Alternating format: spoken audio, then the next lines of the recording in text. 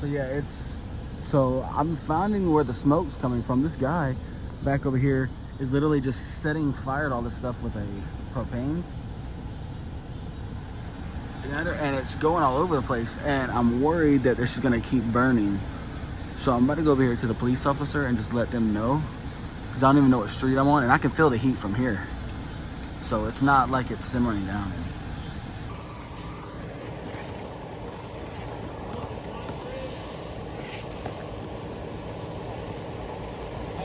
They told me to come back and talk to him. Do what? They told me to come back and talk to the deputy, some dispatcher. Oh yeah, yeah. So they're where the fire truck. See, I didn't know. I thought it was all controlled, but I saw multiple of them. I didn't know what he was doing. Right on the other side.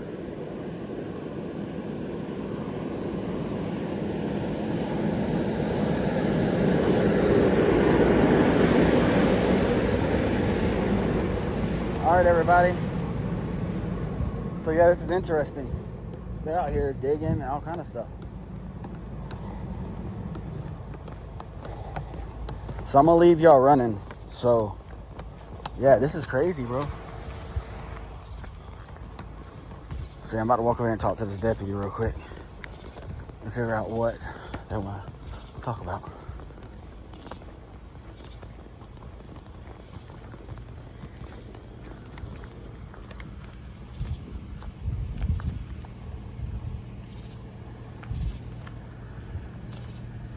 Oh, that's bright.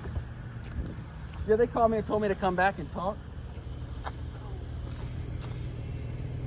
What's going on here? Yes, can I get my phone number here? Yeah.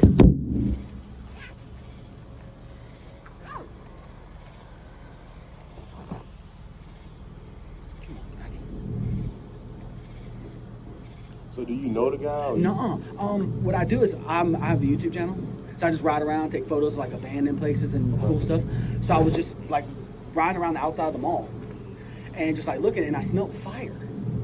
And a couple other people did, so I was like, okay, I was worried that it was coming from the daycare right here. So I kind of rode around, and I was like, nothing there. And then I just said, you know what, let me go back here on the back road and just kind of see if I can figure out where it was at. So I came around this way, and as I got to about right here, the lights were pointed this way. And it was still a little bit, it wasn't dusk, but it was still a little light. And he was standing by the tree right there with a big size propane torch. So I was like, all right. So I was like, I don't know. I didn't know if he had a gun or anything, so I kind of didn't approach him. So I went down this road right here, and that's when I saw the fire right there. And I was like, this doesn't look controlled. It doesn't look like anybody's out here. And it wasn't like, if it maybe, in my mind, if it wasn't spreading, I probably wouldn't have said nothing. But that, and then I also saw the houses that were on fire over here. And I was like, and I know, I was like, okay, you know what, if it had rained or something, maybe different, but with it being as dry as it been in the heat, that could have spread, and there's homes over here. And that's the main thing I was worried about, was preservation of life, if that's the right way to say it. And I was like, it's just something about him was weird, man. And I don't know if he lives here, if he's just a homeless guy, and he's just... That's the big thing they were worried about, is they actually think he's the same one. So I believe, like I said in my post, I stopped an arsonist from burning up a neighborhood tonight. So that was pretty cool, man. So right place, right time, everybody. Yeah, that was wild, everybody. I rode my bike over. It was close by the mall, the abandoned Regency Mall. And I was over there, and I started to see smoke just building up. So I was worried. I was like, okay, something's on fire back here, because I didn't know there was houses back there. So I thought it was the daycare. So I was like, oh no. So I was like trying to figure out where it was at, and I had seen like a lady in a yellow cab, and she was like, oh, she had heard like some traffic on the radio. So I was like, okay, maybe somebody's already reported it. Well, I went back there, and I saw, like I showed you all the fire, and then there was like 6 other fires besides the one he was trying to start. And like when I pulled in, coming down the road on the bike, I could see him standing in front of me in between like some trees with a blowtorch, just like lighting up the tree. So I wasn't gonna go towards him, because I was like, I don't know if the dude's got a gun or anything. So I didn't go towards him. So I whipped it around, and that's when I caught the video, the video of the fire going. And I was worried, because I was like, okay, it's been dry. It's not a controlled burn. There's nobody over here, and there's multiple of them. And then also, I see a lot of houses on fire. Had burnt down, coming into that little area neighborhood. So I go down the road. It's called Ferris Street.